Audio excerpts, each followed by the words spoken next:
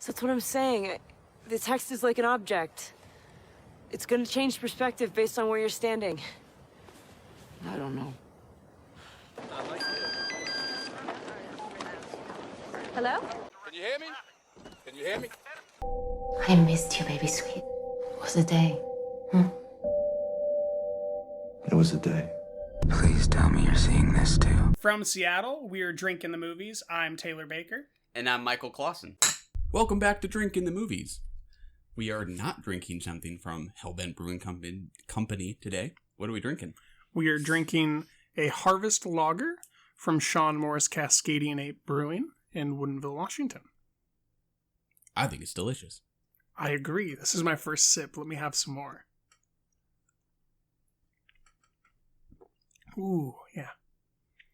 Is this a beer you can find anywhere? This is a beer you can find if you know Sean, but you can't shop for it. If you'd like to purchase some or have some to drink, you can follow him on Instagram, or you can go to the show's website, our website, drinkingthemovies.movie.blog, and in the About section, we have a way to put you in contact with him, or you can just go to cascadianape.com, and he has some about information where you can contact him there. Plug. On to Tenet. You chose to die instead of giving up your colleagues.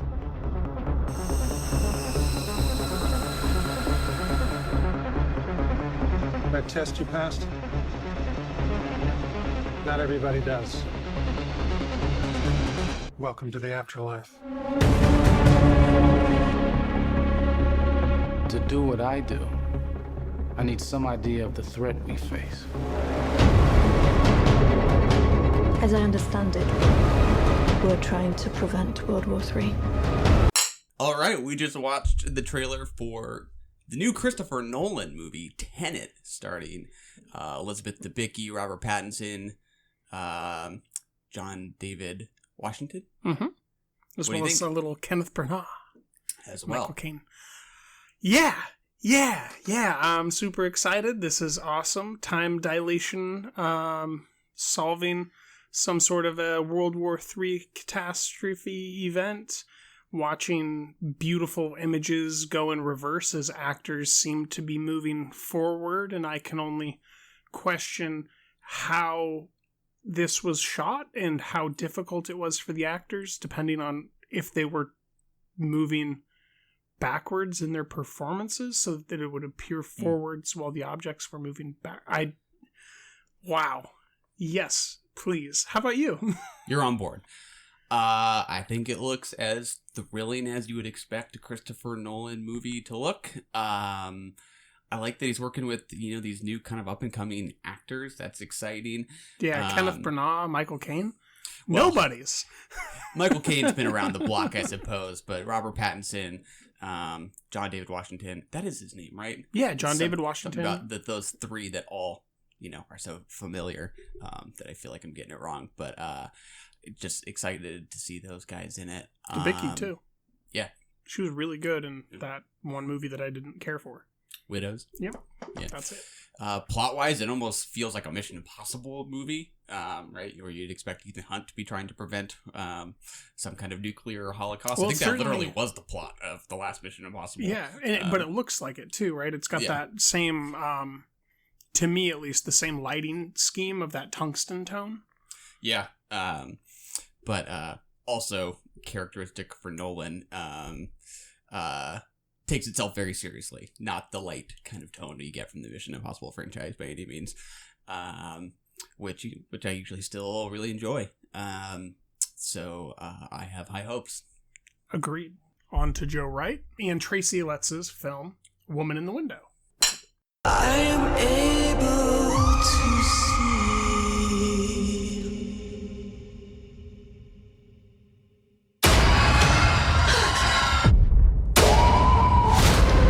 911. My neighbor Jane, she's been stabbed. NYPD. Why is he here? Mr. Russell believes that you made a mistake.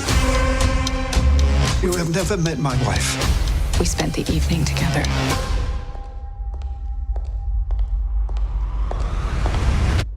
I'm Jane Russell. She's not Jane. I know what I saw. All All right, we just watched the trailer for Joe Wright's The Woman in the Window. What do you think? I think it lives up to Tracy Letts' billing as a stage writer. He previously wrote Bug and Killer Joe, neither of which are paranoid movies involving death and high-stakes circumstances and paranoia. So this is totally new.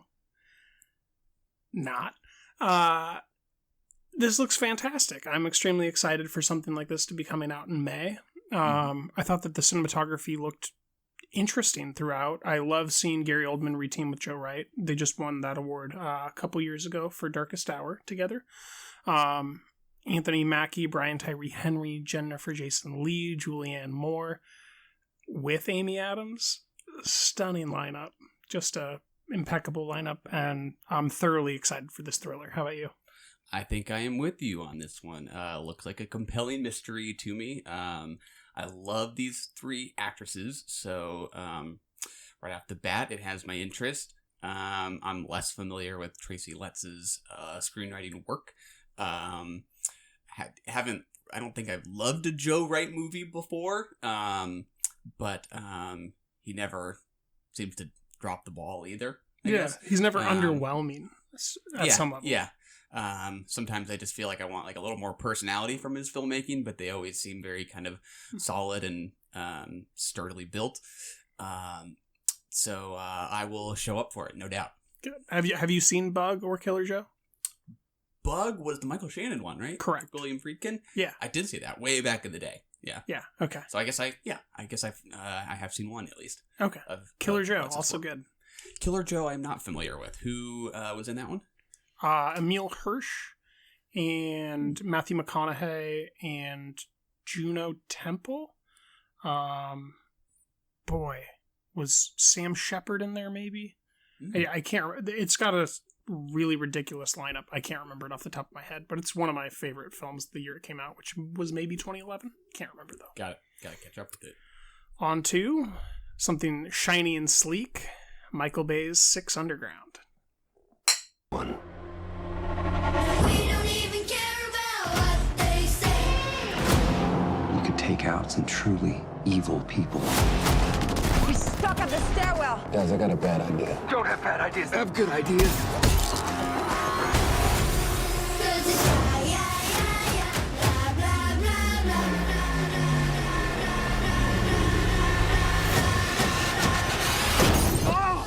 Was that a bad guy? Would you like to begin with where you're standing on this film? Yeah, this is a great film. This is beautiful to look at, extremely well paced. I've heard complaints that it's over long. I'm not willing to disregard them, but I think that the way that the matter-of-fact dialogue always leads us to the next point in the film makes up for any length issues that it could have or not have. Just because we're going so fast, we find out that there's another job as they're getting out of the car to perform the job. There is great value to that. There's great value to watching, more than 10 grenades explode, watching giant steel beams impale car engines, boats exploding and sinking, crazy car chase scenes, awesome sniper shots, pools exploding. This is just... You're high on it. Yeah, I like Pain and Gain. I like The Rock. I like Armageddon. I like this. It's not perfect, but I do think that cinematography makes up for a lot when a screenplay moves this fast. And I think that it was beautiful to look at. Yeah. Definitely moves fast. I would agree with you on that. There is a whole lot of movie here, a whole lot of filmmaking. Some of which I did find pleasure in watching and listening to. A lot of womp womp. We get that we expected from the trailer. I give it a lot of credit just for using like color you don't even normally see in this kind of action filmmaking, right? Like green and pink. Like when I think of action cinema of this kind, I think of the blues and silvers of like a Bourne trilogy. Okay. I think it's kind of colorful and shiny and fun, and that's all kind of a pleasure to look at. I cannot say I was remotely invested in anything this movie had to offer narratively. Agreed. And I kind of think I've started to conclude that runtime is kind of arbitrary. Like, it's just going to be a matter of taste from person to person, whether you can watch a car chase for 5 minutes or 10 minutes. Everyone's just going to have I can watch one for an hour and a half personally.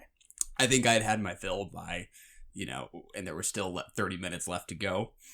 The humor in it was constantly rubbing me the wrong way. I think there are probably like 3 camps where some people are going to find this just plain funny. Some people might find it funny how bad the jokes are, or you just think the jokes are bad and it's painful. And I think I'm in that last category.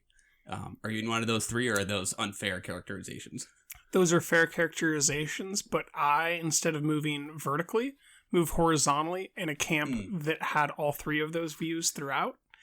And I'm somewhere in the it's so painful, the humor, that it's funny dad jokeville of it, where it's just delivering these one-liners again and again and again, and then delivering one at a serious point that actually fits, that is a trope line, which happens somewhere on the boat. I don't remember what the line was, but I was like, wait, is that serious this time? And then realizing that it wasn't. It's just the ultimate dad joke to me. And I'm big on puns, big on dad jokes, so I enjoyed it. I totally get not enjoying it, but this is a meta film. This is a single film that, to me, encompasses a word like world cinema. A definition like world cinema, where it's doing all the stuff that world cinema does. For me personally, which is shooting different demographics, showing truly brutal, horrible things, truly beautiful, and like terrifying things, like the statues that are reminiscent of the statues that North Korea built for communistic nations when they were still allowed to trade those. The skyscraper, the pool, those are all beautiful images. And then the terror is watching the gas go off. And then there's that humor in the middle, which is when they use laughing gas on the bad guys. To me, it just straddles genre and is sort of meta world cinema. And I fucking like that, man. That's interesting. To me, it struck me as a very American movie. Like, to me, this is about, or maybe not about, but it is illustrative of a kind of like very American extreme materialism and opulence, and that's kind of the fun. I would say it's a global capitalistic film before I'd say it's an American one. Like maybe America is a center for capitalism. So is London for banking system. So is Switzerland for banking. I definitely get that it's American because it's Michael Bay and Ryan Reynolds as a main character. But the subtext of each of those characters, I think is a little bit more interesting as a holistic film and all of its aperture. Like, maybe it is deeply American, but I also think that it's more reflective of world economic cinema at some level. Yeah. Fortunate to, know that we won't really know, right, how this travels from country to country. But yeah, I think I see what you're getting at. Yeah, and I think the mileage you get is maybe just based on the extent to which you feel like it's in on the joke versus taking itself seriously. And I don't think it really has the conviction to poke fun at itself. I think it does that in very light ways with these meta jokes that are just they're just so lame that like I can't get on board with this so bad it's good kind of thing. Except that the maximalism of the filmmaking is there's this kind of comic absurdity to it almost that is thrilling at the same time, but the humor itself and the characterization, right, is just not there for me. So we need to watch Pain and Gain. I hear that is an interesting one in his filmography. You want to say more about that? In what way that relates to this? I think in Pain and Gain we see what I think we see in this, which is a criticism of America. I know he wasn't involved in the screenplay, but he's still the director putting it to film. And I think that the way that he lets our sniper character breathe and be what I would term as critical as Michael Bay is going to overtly get of our country, I think shows that I think Michael Bay has more depth than anyone wants to give him. And I think that it's interesting how, because he creates such beautiful images and is considered a box office darling and a maker of films that I've personally not enjoyed as well. Some of the Transformers entries, some of the Teenage Mutant Ninja Turtle entries I didn't care for. I think he's had some other movies I didn't care for, but I do think he's I do think he's an artist, and I don't think he's engaged as one whose films actually say something cohesive, and I think that they do. And I think that Pain and Gain shows part of the criticism. It's based in Florida. It criticizes steroids and macho culture and that stuff, and I think that he goes on to criticize some stuff in this film, from murdering citizens wrongfully to a country letting its citizens get killed, and gaps in integrity. And I do find that interesting. I also didn't care for Ryan Reynolds in this movie. Oh, so, yeah. There's I go both ways, but I think that Michael Bay is an artist and not engaged as such. Yeah. It's in the opening car chase, I think, where a civilian gets hit, right? Mm-hmm. What's James Franco's younger brother? Dave Franco. He's the driver, right? I think he takes somebody out. So, to you, it's commentary on action filmmaking and how action filmmaking treats the kind of loss of citizen life, or you think that's actually commentary about citizen casualties to American warfare or something like that? I would answer as yes. I think that he's aware of both, but the goal is neither. The goal is to make something beautiful. And in the genre of this film, there's supposed to be dead bodies. It's supposed to be fun. But I think he's also adding a question mark to some of the kill count.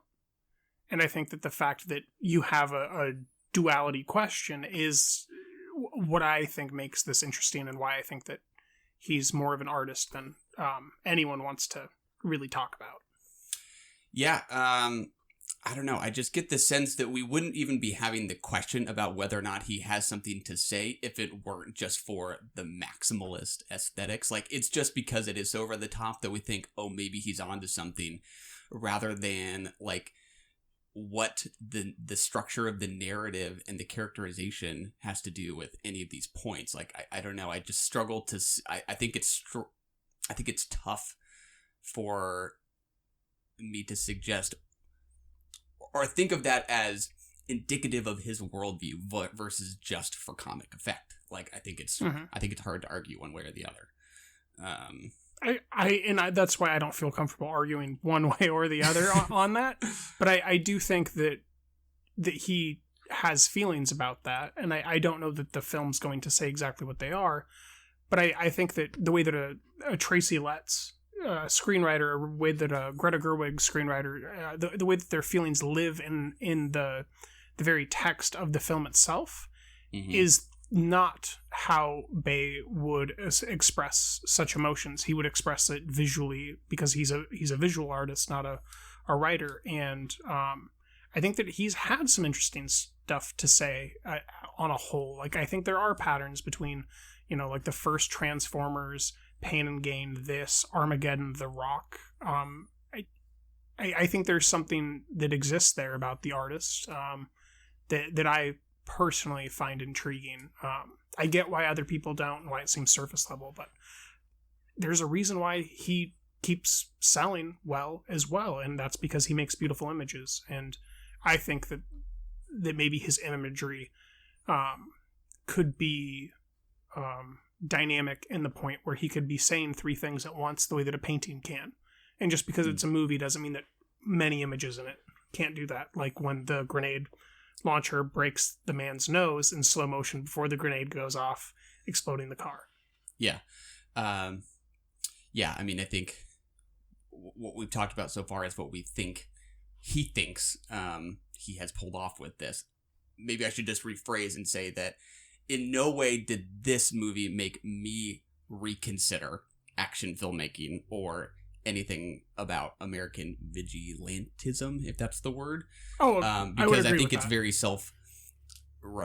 I don't know that the meta elements really help to comment on any of that. I think that just leads to it being more kind of self-absorbed and self-contained in a way that doesn't really help me relate it to anything in the real world to an extent, except for the materialistic aspect of it. Well, I think that the materialist stuff is where he spends most of his That's talent. his thing. Yeah. Yeah. I would just disagree at some level and say that I do think he's making some sort of a comment about human entertainment, and what we find enjoyable and what the subtext of the joy comes from, which is dead bodies. And I don't think that he's even saying it's bad. I think he's just saying there's something here. Yeah.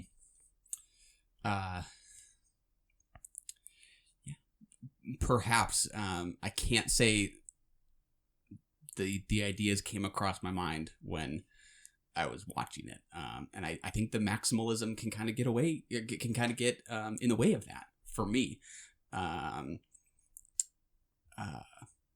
Yeah, because the characters are obviously in no way reflecting on it really, which is tough. But I don't disagree that I think it's an enjoyable movie to watch, just because it's fun to look at, right? The kind of sheer audacity of it, the kind of go for broke style. I mean, that has its pleasures. I think it's also wildly tacky at times in a way that a lot of action cinema is not, which doesn't seem like a commentary of filmmaking at large. Like, it seems like he is carving out his own style rather than referencing other kinds to really comment on it, like the splatter intertitles that have a number 1 or number 2 on it. Like, that doesn't really feel referential to me. That feels distinctive to this movie. I would agree. And the color scheme seems very distinctive to this movie. If it did feel more like action cinema as we know it, it might feel a bit more like a commentary on it, but it feels like it's really doing its own thing. I think I'd give you ground there, but then I would say that he, in many ways, invented the modern action cinema, so it's up to him to redefine it as he criticizes it if he wants to. And I also don't think that it's just overt criticism. I just think that he's saying that there's some dead bodies here. And, I noticed them too. Yeah.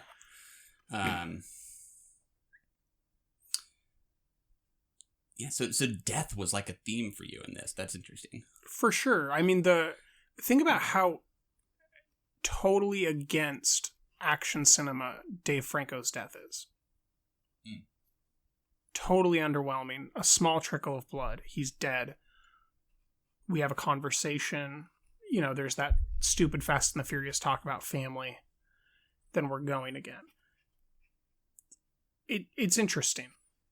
That's all I can say. I think that this film is interesting, and I think that he's interesting. If you don't think that, I can't force you to. I think that his visual language, though, leaves some stuff there that, maybe didn't work for you. I get it.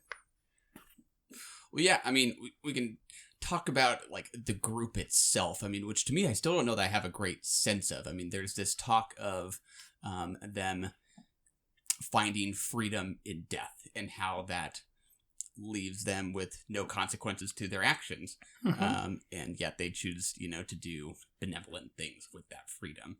And then there's the Day of the Dead as subtext. I think there's something with death. I don't know if it's, the screenwriters had one thing to say, and then Michael Bay had another thing he wanted to say. Yeah. I very much just kind of struggled to find either something meta about the premise or some kind of interesting understanding for. Really? You didn't find anything meta about it? Well, no. It is meta, but the kind of motivation for them choosing to do good with this, I think, is kind of non-existent. Yeah. It's I don't know. I enjoy it mostly for the surfaces, and struggle to give it that much credit beyond that. But I get it.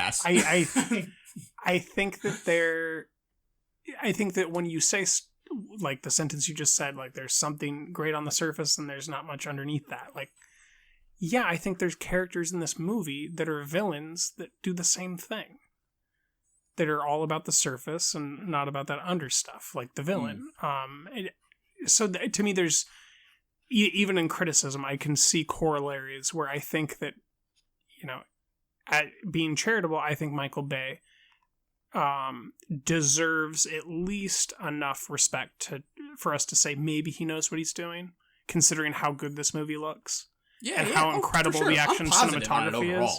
But yeah, I think just in different ways, for sure. Yeah, but I mean, when you see what he put together and how masterful it really is, action choreography-wise, he must have had some idea of what he was doing. Thematically. Yes. I mean, to me, that just sounds like you're giving him the benefit of the doubt because it looks good. I don't know. I don't know. Put me in that camp. Benefit of the doubt. It looks great, not good. It does. It is shiny. I don't know where to go from here. Well, we'll do a Michael Bay retrospective next year, and maybe on board. It's Pain and Gain, and because that one seems particularly self-aware. Whereas I've never seen Pain and Gain. I haven't even watched a Michael Bay movie since I think the first Transformers. And Armageddon for the show. Armageddon seems exorbitantly patriotic and American proud. Yeah. In a way that I don't have any reason to believe he has suddenly become very self-conscious and. Well, I wouldn't even go that far. I wouldn't say he's very self-conscious. I think that he's a guy that might have some of his own philosophical wonderings, and he's really good at making beautiful images. And I think that I feel like I'd be foolish to think that he's not putting any thought into these images. Well, sure, but I think the bar should be higher for directors than to just think, I think he might have thought something about this. That seems kind of like a low bar. But that's kind of where we're at with Michael Bay, because he is kind of unanimously shat on. I would agree, but that's why I think it's a fine movie. It's an okay movie, but not a great movie. I mean, I'm not going to give it a 5. I'm probably not even going to give it a 4, but I think that I do think it's visually great and fantastic world cinema. And when I think of the word world cinema, this is an English entry in that genre that I think is a sterling example of it. Yeah. I had more fun rewatching some clips from it this morning just to kind of refresh my memory than I did in the actual sit, just because that's just kind of an adrenaline shot versus it, eventually grew taxing for me in the real watch. So I would happily just turn it back on at some point and watch Billy do some parkour. Right? Just for the heck of it, I guess. What's your favorite scene? That actually was kind of amusing, particularly because of the song. It's it's after the skyscraper. I think the pool has already been taken out at that point. Billy's on the run doing his parkour, and there's that EDM song going where every couple beats it goes and run. Bom, bom, bom. It's over the top. It's absurd. As he's jumping on the skyscraper from beam to beam. Yeah. That's one of mine. That was entertaining. Any others? I really like the scenes in which Melanie Laurent is just performing.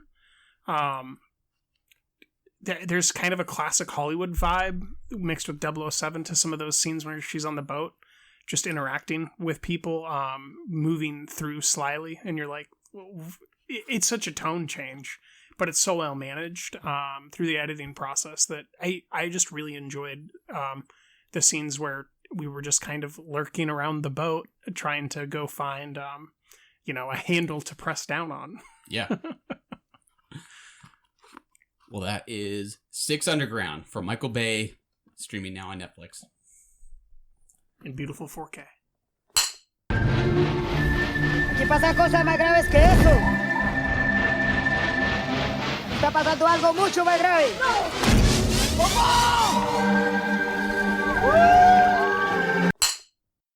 What are we discussing next? Monos. Or Monos. I don't know the correct pronunciation. Monos. Available now on video on demand, iTunes, Amazon, all the usual sources. Directed by Alejandro Landes. This was put out by Neon. I had hoped to see this in the theater some months back in the year. I remember seeing trailers for this at our local AMC, and then it... I do too. Went away and just recently surfaced on VOD. So it made its way into our conversation once again, and I think there's some incredible filmmaking on display here, but overall I'm rather cool on Monos. What about you? I'd say slightly cooler than you. Just a little bit. I think you give it a 3. I'm probably 2.5 on it. But that opening scene, landscape shot, darkness, silhouettes moving across the landscape, lighting behind, was truly stunning. And I was like, oh, this is going to be beautiful, awesome. And then it got boring. I think there might be something to chew on here based on the name. I don't know if the name was chosen with world cinema in mind or if it was just Spanish-centric. Monos means monkeys. In Spanish, and then, in Greek and Latin, mono means one. Mono nowadays in English has more of a, audio engineering background to it, which is like a one voice thing. So I do think that if all that subtext is implied, there's an interesting amount to chew on and correlate between the film, because there is actually a great subtext to all those things in this film. One voice, Unitarianism, the way that they are making calls into their hands and behaving kind of gutturally at some level in this film. Yeah. All interesting points. I struggled by and large with just how vague it felt to me, which I think is kind of... Doctora! Yeah, kind of deliberate, but I definitely describe it as vague rather than ambiguous or mysterious. We're following this group of child soldiers on a mountaintop in kind of a country, an unspecified country. What exactly the conflict is in this region is unspecified. Just the combination of not knowing exactly where we are, what exactly the conflict is, it just seemed to strip so much of what we're seeing of any kind of stakes or even material that I found engaging, even though the filmmaking kind of kept me afloat. I was always kind of impressed by what I was seeing.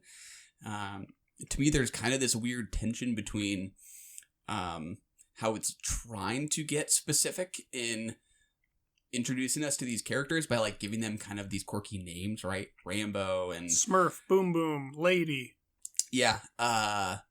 Which led me to think we were going to maybe kind of get involved with this group in a more meaningful way, that I just kind of found frustrating because I feel like that just did not happen. Mm-hmm. And same with Julianne Nicholson. She is such a kind of prominent figure, right, in this group, that I think she almost just kind of falls into the background here, which is a weird thing to say. She is kind of a lead for part of it, but and the family that gets killed. Yeah. This movie just doesn't work. I just did not. Yeah, I didn't find a whole lot to engage with, except for just what I was laying my eyes on. Like I think the setting itself is incredible. I think it's there's some gorgeous imagery and the score is great. Mika Levy, I think, from Under the Jackie Skin. Under the Skin, yeah. Which is just like really disappointing that like I couldn't attach anything meaningful. Well, I think that to like this. the score independently is good. I honestly don't think that like. I think the film just doesn't work, and so the score on it is just like putting something pretty on something ugly. So it even didn't work for me. Yeah, personally. I think it maybe got a little wrapped up in its own imagery at times, especially towards the end when these kids kind of start Killing their their own elders. organization. Yeah, and they sort of take it up a notch in their militarism, and I just only became less engaged in the significance of any of it. And like when they get her on the bridge after she's escaped, and she doesn't jump into the water to get away, I was like, I don't understand. Like, if she really wants to get away, then she would have jumped in the water. I have no idea what the stakes are because the movie is so vague. I thought for sure she was going to jump over. I was like, what? But She's then, not jumping over? right when she doesn't, and she like grabs onto that could have had something deep to communicate, but there's no subtext. There's not even context. Yeah. So, I agree. And as much as I did like a lot of the imagery, I think a lot of it was kind superfluous? Yeah, I was just going to say pointless. I could think of, scenes where the kind of figure of authority shows up. The short guy who is absolutely Dude, he yoked. was ripped. He is absolutely yoked. And the camera kind of like ogles him at times. Maybe not, kind of... Well, I thought it was interesting the way that it did it. I struggled to attach any meaning to it. It definitely stood out to me. But I think like as a single piece separate from the film, it was like because he was ripped and the way that the just camera... an interesting character, maybe. I was like, whoa, this is cool. Especially because he's only showing up every now and then. I'm like, I kind of hope I kind of want this guy to stick around and do something. I'd rather go with him. Can we follow him, please? True. I want to leave. Go back to like whoever's in charge here. Let the kids keep doing their thing. Yeah. I think it wants to be like a fable and a folktale because it's like on the mountain and there's a cow and a pig and there's a kidnapped person and there's kids, but it doesn't have anything fable-like to say. It doesn't have anything original to say, and it's just a surface level spectacle of a deep, luscious jungle, but there's nothing in the jungle of substance. Yeah, which maybe is the point, of the Monkeys title. I don't know. That's the most charitable I can be. Yeah. It's hard to add that much more when I just didn't get that much from it. I enjoyed looking at it. I think it's a great looking movie. Yeah. What's your favorite scene then? I like most of the footage on the mountaintop in the first half versus when we get into the jungle. Just, I don't know, some of the imagery of, those cloud formations and the light, especially even at night, like when they're under siege, that was maybe one of the more visually kind of stunning sequences for me. So that was maybe a highlight. What about you? It's hard for me to pick. I'll just do two briefly. There's a scene in which we discover that Smurf has been tied up, and the fibers that he's tied up with seem like tree roots and vines. And I thought that was just really rich contextually as a single image of like the young being absorbed back into the forest. And then when Julianne Nicholson strangles a girl that I forget the name of when she goes in the water to take a bath while she's swimming in there. Just the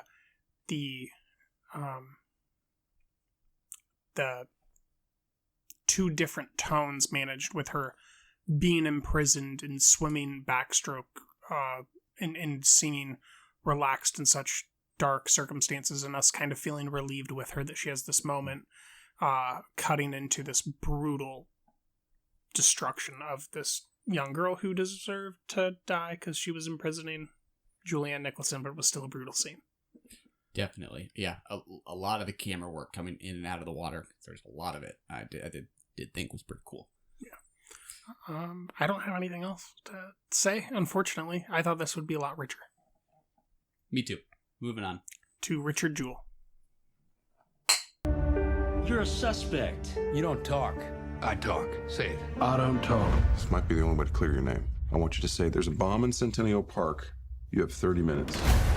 Stop trying to be their best friend. I was raised to respect authority. Authority's looking to eat you alive. There's a bomb in Centennial Park. You have 30 minutes. I'm sorry, what? His accusers are two of the most powerful forces in the world. The United States government and the media. I do want to help y'all. I'm law enforcement, too. There is a bomb in Centennial Park. You have 30 minutes. Richard Jewell, the latest from director Clint Eastwood.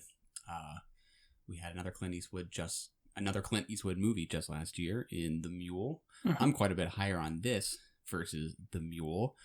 And I really liked it overall. What about you? Where are we starting? I liked The Mule, so I'm not way higher on this. I'm way higher on this than I was on the 1517 to Paris.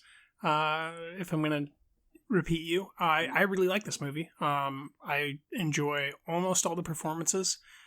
I have some ambiguous feelings about Olivia Wilde's performance.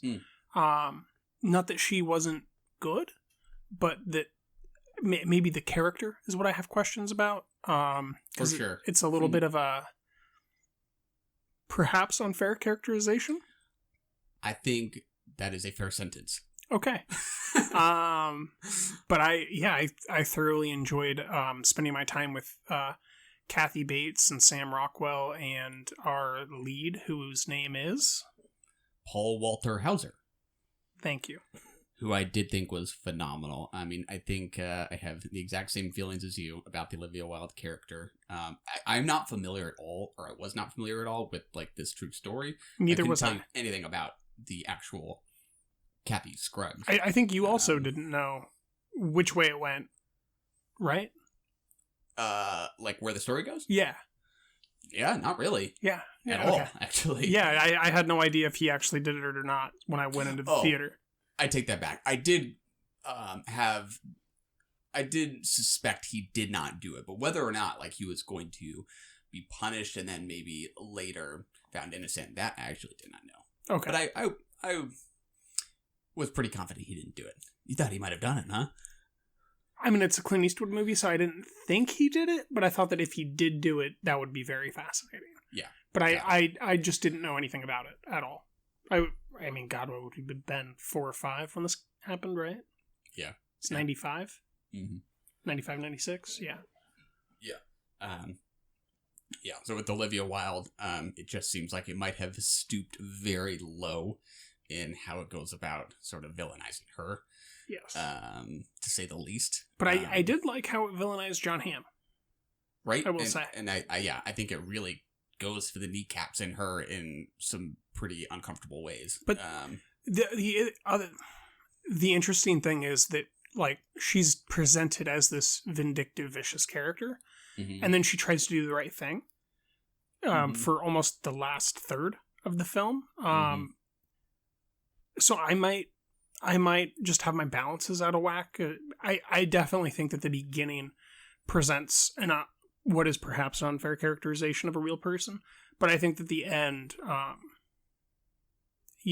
storytelling wise, does salvage the character into redeeming qualities. Yeah, I would agree. That was maybe one issue I had, was that like her pivot towards maybe trying to do the right thing seemed a little quick. I don't know that I totally bought just how quick that transformation had. It felt a little abrupt. But yeah, Sam Rockwell walked into the office, right? And then everything switched. Yeah. But yeah, I mean, far and away, this works for me just because of the character of Richard Jewell, primarily, and the performance from Paul Walter Hauser. Mm-hmm. I think right off the bat, I like how slightly uncomfortable it made me about him, right? He's told, what's the lawyer's actor? Sam Rockwell. He's told Sam Rockwell's character that he's gone through his trash. Mm-hmm. This immediate tip off that seems like he's crossed a boundary, which is exactly what Sam Rockwell says, and yet this guy is totally disarming. There is this naivete and innocence. I feel like innocence is like relevant in both senses of the word throughout most of this movie. And this kind of just this deep faith in the institutions he wants to be a part of that you just cannot help, or I could not help but empathize with. Yeah. And really, if you're like me, you wanted Radar to be on those because they're ours, and I'd feel better with Radar on them. You know, maybe he wrongfully... Wait, say that again? With what? Radar. That's his nickname. Oh, got it. But I'd be... As a viewer, I was like, I want this guy as part of my institutions. Like, maybe he pulls over teenagers and gives them a hard time for drinking, but, you know, someone should. Yeah. You know, it's like when people kind of give the phony flaw about themselves where they say something like, I care too much or I try too hard. That is literally his flaw. Like, he does cross a line. And that's, I think, like, it's essential that the movie's funny about it. It doesn't take itself too seriously. Like, this very much could have been just a downer about how the institutions are just... but it also doesn't go too far that way either. It doesn't make it too funny. It's not a farce by any means. It straddles that line really carefully. That is a tightrope walk that Clint does with Paul. Yeah. The entirety of the way he cannot help but want to accommodate the people who are out to get him. But he's also not dumb. These instances where we do see his intelligence, like when he doesn't want to sign this document because he knows something is fishy, I think is also really important, though. It's this balance of intelligence with that kind of naivete. Yeah, but there's a canniness there too, to where, like, I mean, there's a scene where we find out that he's aware of other officers making fun of him when he says that he gets it, he's law enforcement too. And that just took me personally off guard. I had no idea he was so self-aware or you know, guileless. Yeah. Guile-filled? What's the opposite of guileless? Yeah. Filled with guile. Yeah. Like it seems weird. I was not expecting to consider a Clint Eastwood movie inspiring, but I think he is kind of an inspiring figure for me. Especially like just in 2019 when it seems like there is such cynicism and bitterness about institutions, like law enforcement and just government in general, to see somebody who is so continuously manipulated by these same institutions, and he still wants to be a part of it and to try to bring the morality he thinks it needs is just awesome.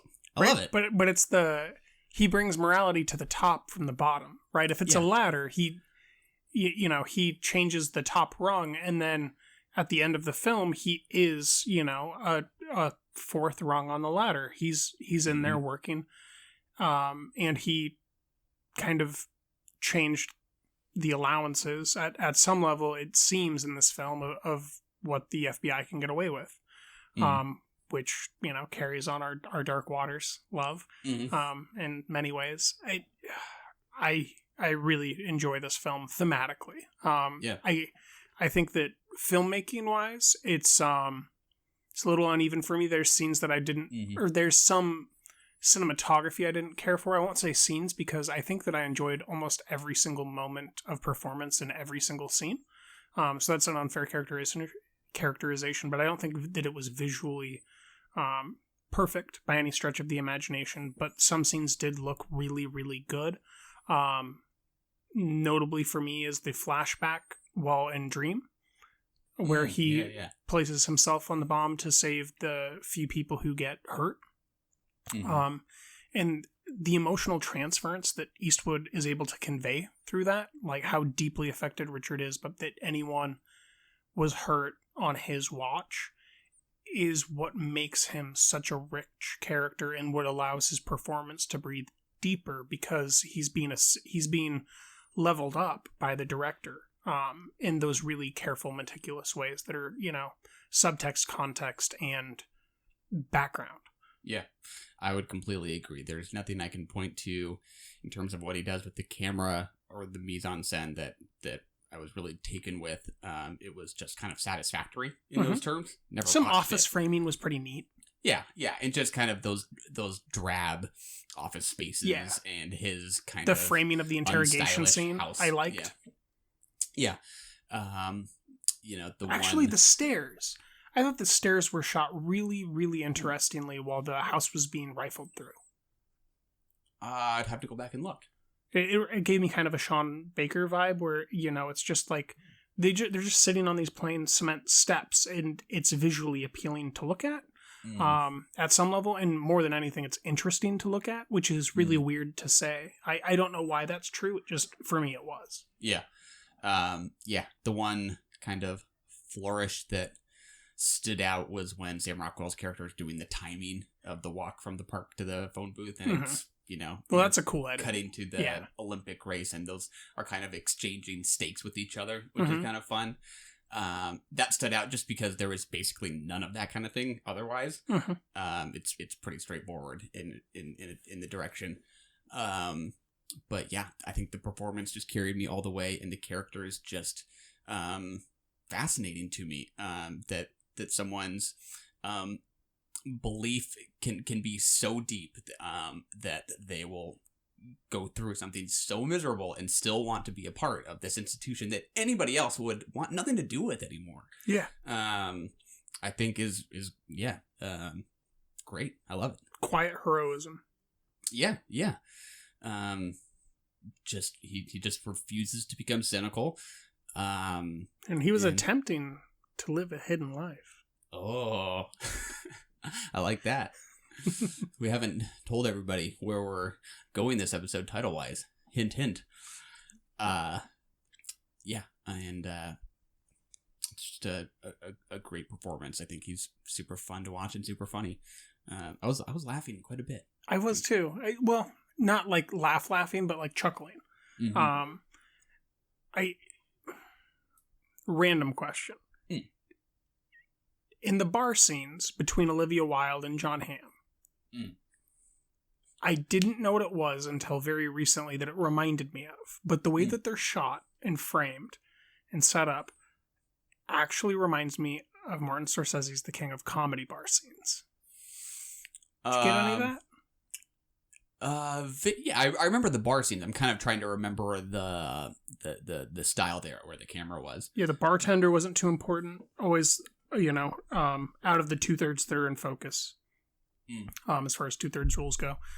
TV's kind of always on and, at that same bar TV height. And then it's, these two people sitting at the bar with their backs to us having a conversation. It just really reminded me of the King of Comedy bar stuff. Yeah.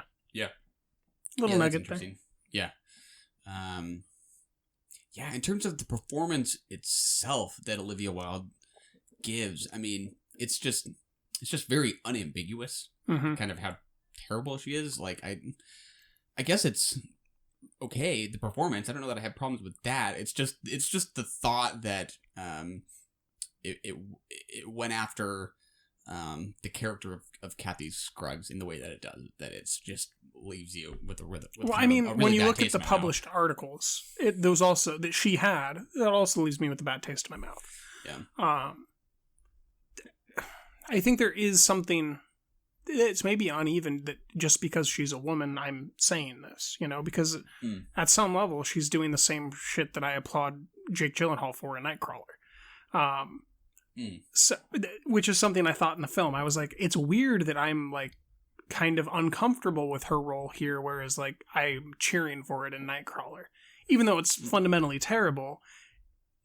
there's a lot about Nightcrawler that's just beautiful to look at some level that I'm cheering for, and Jake Gyllenhaal's incredible performance.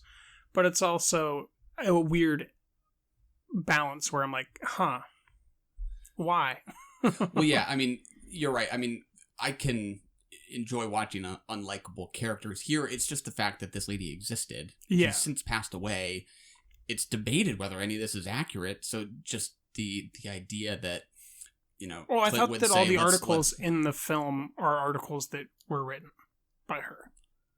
I have not read up enough. Okay. I just kind of know the controversy surrounding her characterization and the idea that some of this is pretty unsubstantiated, that she was sleeping with people for information. And That I think, part. Yeah. Yeah, I think what I've been I think referring to that explicitly. Okay, I thought you were just talking about her behavior of like, indicting someone on charges or saying that there's charges being brought against someone without that being true. Oh yeah, I was thinking more explicitly about the suggestion that Of she is exchange of sleeping with sexual him. favor Yeah. for information. Yeah, and the idea that that's just true in almost any industry. So I'm not saying it's true of her. I'm just saying, as a filmmaker, I see why you would want to use whatever characters you have to exploit that perennial truth of institutions exchanging information through sexual favor. Yeah, but this is a specific woman who is now dead. That's why I'm saying that's a problem. But I get the storytelling angle of like if it is false and this is just how they expressed that, and that it was like a deeper writer thing that they wanted to communicate. Like I get how they could have arrived at the wrong place. Yeah, that sounds terrible to say. Well, we're just going to use this dead woman to make a bigger point. Like you can't use people like that. That sounds awful. I mean, you can, because they could have, but I take your point, and I think I mostly agree. Yeah. Yeah, I was troubled by that at the same time that I was just so kind of absorbed in Jewell as a character, that he is kind of the anchor that kept me. And his anchor is Kathy Bates, and she is delightful. I like Kathy Bates. Her monologue? Truly impressive. There's no favors given to her by the camera. It looks good. It doesn't look great. It's not shot to make it easier for her to perform. She's just putting on all the Kathy Bates work, and it is awesome. Yeah. I've been on the record before as saying that I'm kind of mixed on Sam Rockwell, but I thought he was great here. You are on the record as that. I forgot about that. I'm just kind of hit and miss with him. Here I thought he was great. I think, just to kind of vicariously feel, his frustration with Jewell, I think is really kind of funny. Yeah, he was definitely the narrator for the audience. Yeah. You do want Jewell to stand up for himself, and at the same time, that's what you don't want him to do, because then he'd open his mouth. It's what makes him so endearing, is that he is so amicable. Let me help you with that as you take things out of my house. Yeah. So I'm on board with Richard Jewell. Favorite scene? I definitely was maybe getting most of my laughs when they are roughing or going through his house and he's helping him through the process. I think that's where it's most like deliberately funny. And yeah, I got a kick out of that. What about you? I don't know. I also like his monologue at the end that isn't over the top. It's very sincere. It's just very genuine. That worked for me. What about you? Speaking of that sincerity, it's an unassuming shot of him early on in the arcade as Sam Rockwell walks in. And he's just playing an arcade game with a gun, shooting stuff. And we get to be with Sam Rockwell kind of observing him, taking this video game very seriously and dominating it, but also having fun, which I think kind of speaks to his sensibility of the law enforcement job, of that at some level he finds it to be fun, because he finds it to be so morally useful or ethically bountiful. That's just one of those weird little uncanny shots that kind of tells me what the whole film is. Yeah. That's Richard Jewell from Clint Eastwood. Remember the day when we first met? I remember that motorcycle. My best dress. You looked at me, and I knew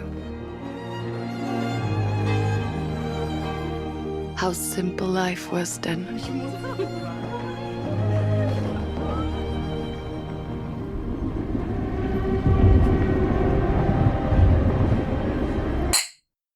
On to Terrence Malick's A Hidden Life.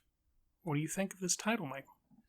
We saw this less than 24 hours ago at SIF's Egyptian Theater. I really like this movie. What about you? I also really liked this movie. I would not say that I loved this movie emotionally. I probably haven't had enough years to process it yet, though. I can tell you I'm leaning a 5. Whoa, okay. But that's more prestigious filmmaking than it is the same 5 that I gave Waves or Climax, where I'm emotionally taken to this place of ecstasy and foreboding, and I'm feeling such deep things. This is very much a film like the film that Scorsese made called Silence. However, I think that it has a little bit more to say about stewardship of the planet, stewardship of community, and the value of individual relationships with those that are closest to us or that we let be closest to us. Yeah. It is so funny. You started out our conversation of Six Underground with the comment, if a tree falls in the woods, does it make a sound? Right? Because that seemed highly applicable to this movie for me. Well, Michael Bay is highly applicable to Terrence Malick, if you ask me. Of course. I cannot believe we have come full circle here. Notice how Six Underground is beautiful. Notice how A Hidden Life is also beautiful. In very different ways. But yeah, I mean, to me, this seems like kind of one of his more, like, explicitly philosophical, like, just the question being, what good is resistance to evil? If no one sees it, no one hears it. And it's this guy kind of being tortured by that question, or at least considering that question. I think I would push past philosophical, and I would say that Malick's overt Christianity is very loud here. Yeah. There's a lot of religiosity in the film. For sure. Which for me personally, I think I have had to kind of look for like other ways to get into Malick's filmography aside from his interest in Christianity, because I'm not religious in the same way. Like obviously that I think there is, a very similar component in the Tree of Life. But for me that's more about transcendence and family. And here this is more about transcendence in resistance to hate. Notice how you can't describe a Terrence Malick film without using the word transcendent. It's very difficult, although I wouldn't use it to describe his last 2 movies. So I would. I know we're going to go overtly disagree with you there, especially if we're talking about 2 movies. If you mean the documentary, I might say that it's not transcendental. I don't know. I need to rewatch it with both versions of narration to bear in on that. Yeah. Yeah, I thought it was formally unsurprising. I think this is very much in keeping with the style of his last 3 to 5 movies. I think there is a part of me that is ready for him to kind of reinvent his approach, and that would be thrilling to me. At the same time, I think if he keeps doing this exact same kind of camera work, I'll probably continue to like it because it is pretty great. I've got a pitch for you. What you got? Terrence Malick, director. Steven Soderbergh, cinematographer. I don't think cinema can handle that combination. The screen will just explode. So will I. 10 out of 3. Yeah. I mean, there were little things that felt kind of different to me here, where that like the camera does occasionally just stop, where I don't remember it ever feeling like it stopped in Tree of Life, for example, just to take in more of well, like that was a tableau. shot a decade ago. Yeah. But to me, I haven't seen To the Wonder, but Tree of Life, New World, Song to Song, Night of Cups, they all have this, the Lubetsky fluid camera work. Yeah. That, kind of has that fisheye look at times. That I think some people have come to feel like it's his shtick, and he's stopped kind of inventing that. I still like it. I would be ready for him to do something different, but I can't help it. I still really like it. The stories he's telling are so different.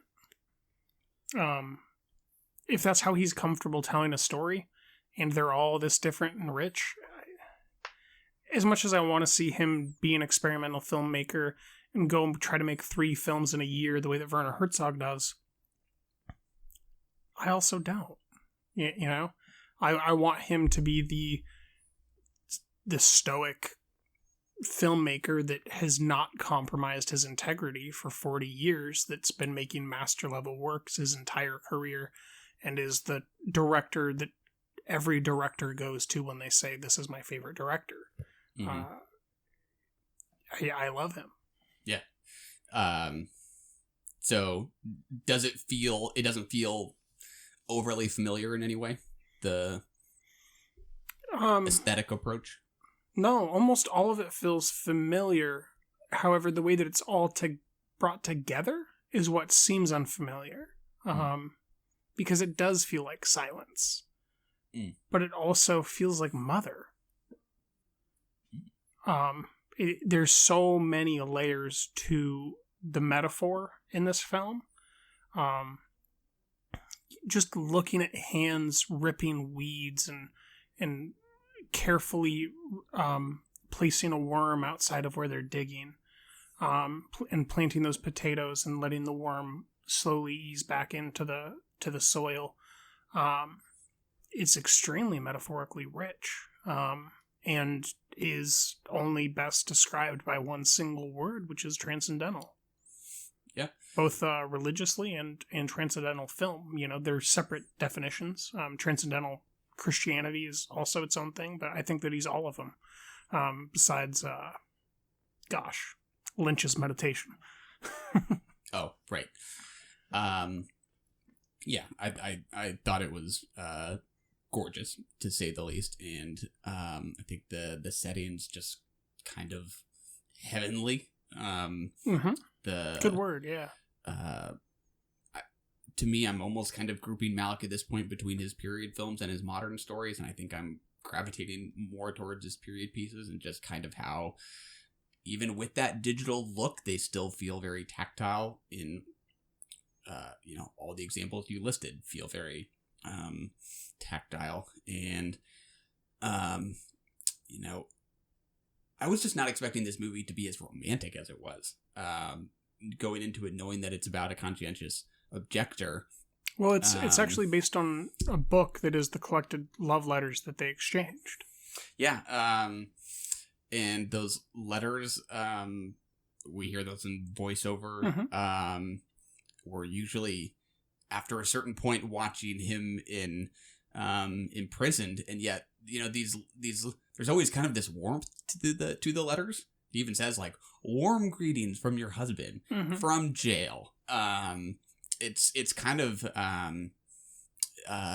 fascinating how strong the love feels through that narration, which usually doesn't work for me. I thought the letter writing was really effective, and then when they are together, it just feels so kind of like compulsive, their attraction to each other. I was really taken with that. I think both of the performances are really great. This is the first film in over a decade from him where I've felt like it's not done. I really enjoyed what I saw. I'm giving what is close to a perfect rating. It's probably more of a 97 than a perfect 100 for me. But I don't feel like that's his final edit on this piece. Now maybe he'll die before he gets to that, but I think that he might have more to say, especially after he finishes that the film that he's making with Matthias Schoenaerts, who shows up in this film, The Last Planet, which is a film about Jesus. The edits are deeply impactful and moving of historical footage into this footage.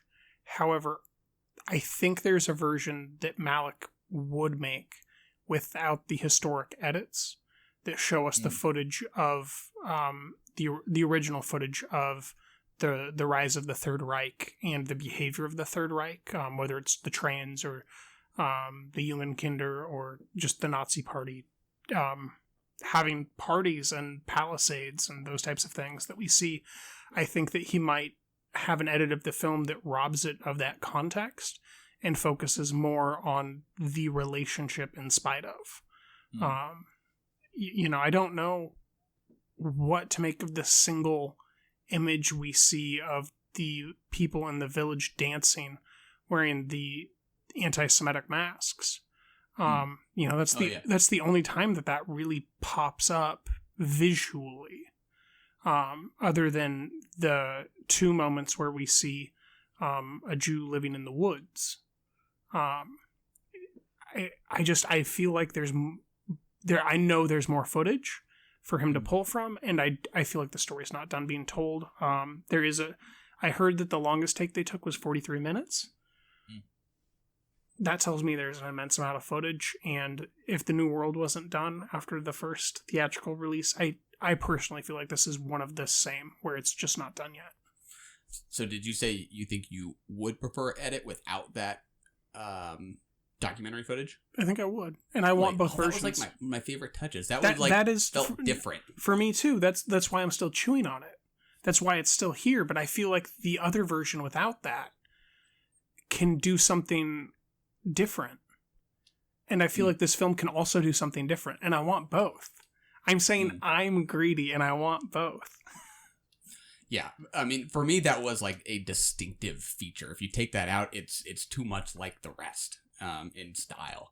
That I was definitely taken with that. I mean, I'm always curious to see, what footage didn't make it in, for sure. And you're right, there are things that seem abbreviated. There are characters that seem to kind of drop in and then go away. There's one particular older man who we see kind of break down in tears at one point. I don't even know how to describe him in great detail, but he has a brief scene and then we don't return to him, and I'm like, probably more of him. Or the wife's father, like, or like we only have the two scenes with Bruno Gantz. Like, I swear Bruno isn't even in the final decision.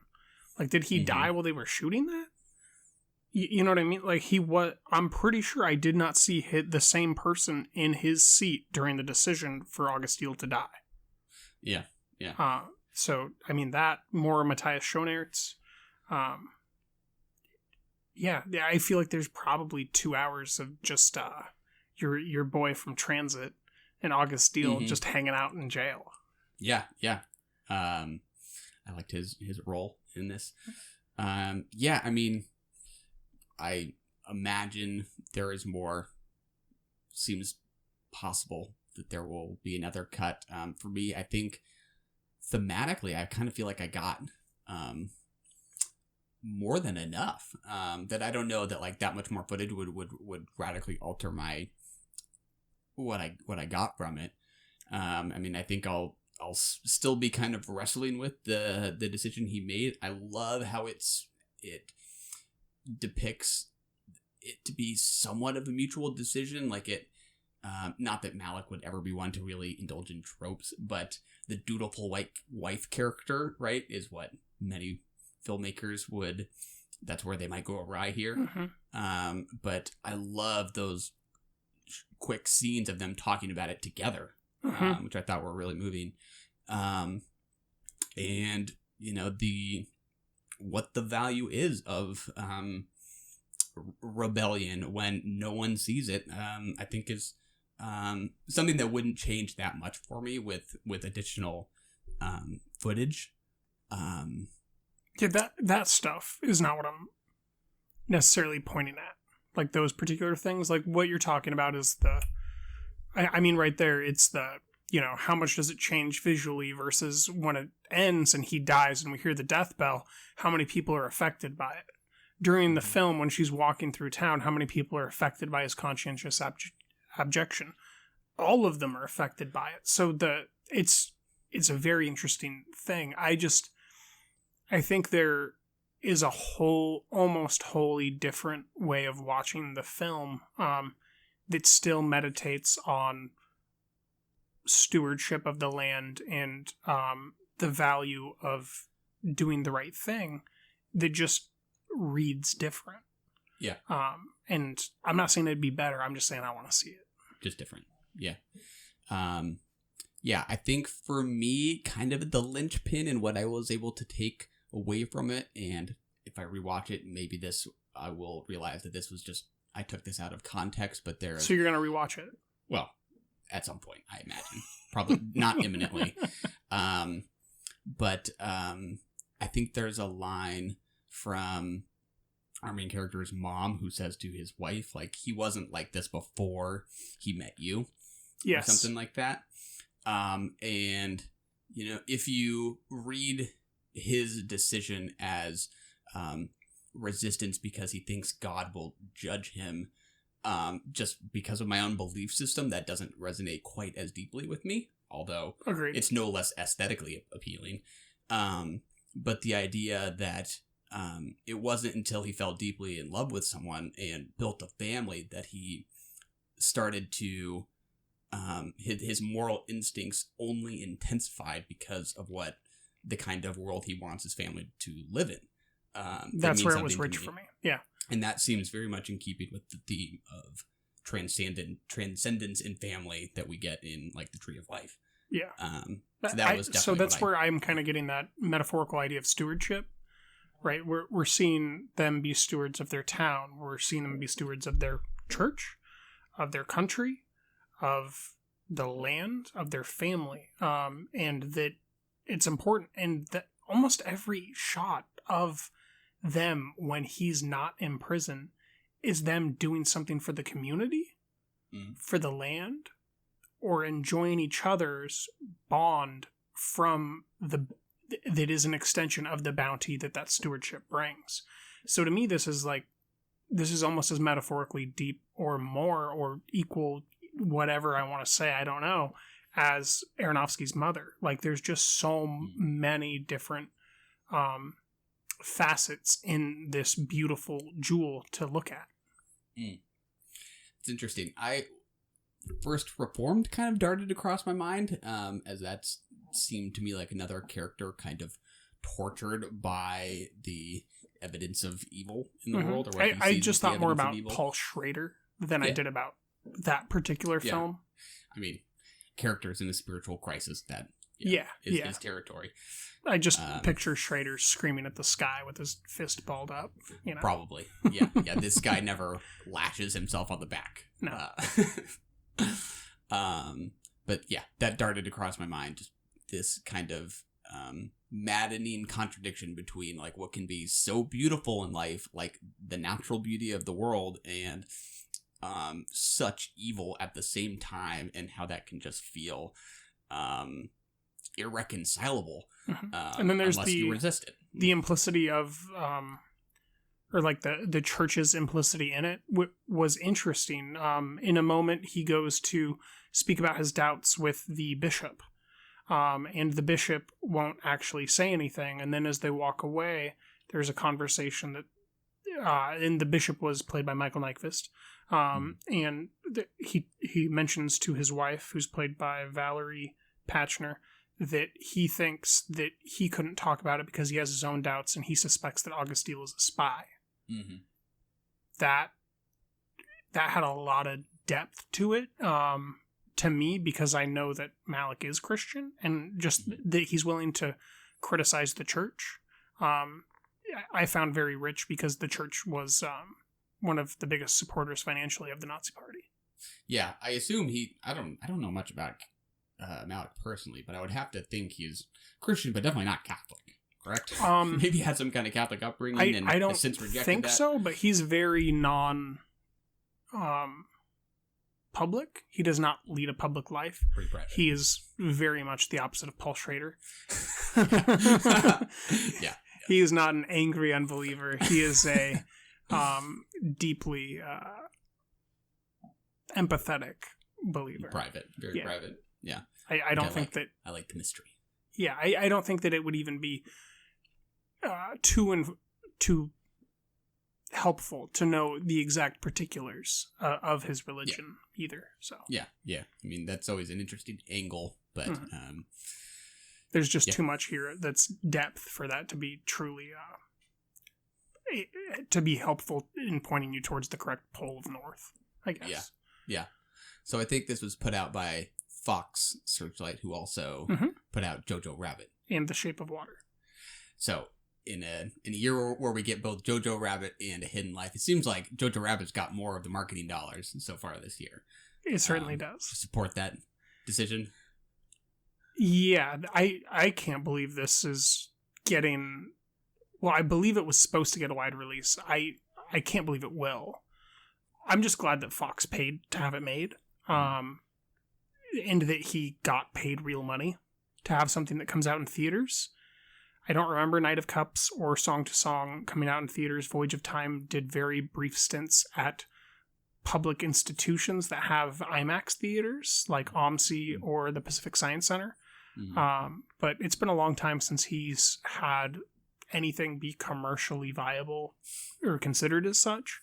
So that's nice just for, any private investors to be like, okay, well, if a film company thinks it's worth it, then, let's pay for this movie.